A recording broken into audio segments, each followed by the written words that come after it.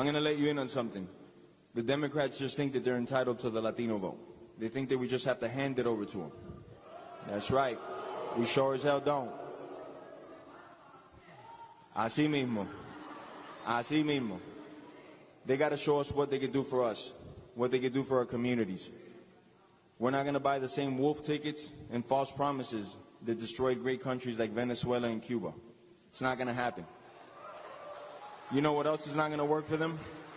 Playing Despacito on your cell phone to pander to us. Hell no.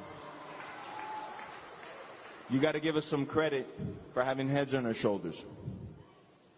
I'm going to wrap this up with some words of Barack Obama. He said elections have consequences. That is true. And those words have never been more true than they are today. We either re-elect President Trump and keep America great. Amen.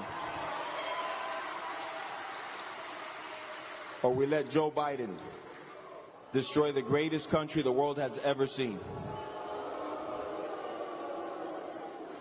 Now, I'm a professional athlete, and I've been one for most of my life, so I've always seen things through a sports lens. That makes Donald Trump our head coach, and before the global pandemic, we were winning Super Bowls. And when you're winning Super Bowls, you don't fire the coach.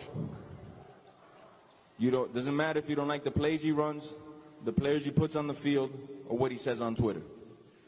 You sure as hell don't replace him for another coach that's been in the business for 47 years at every level and never won a fucking game.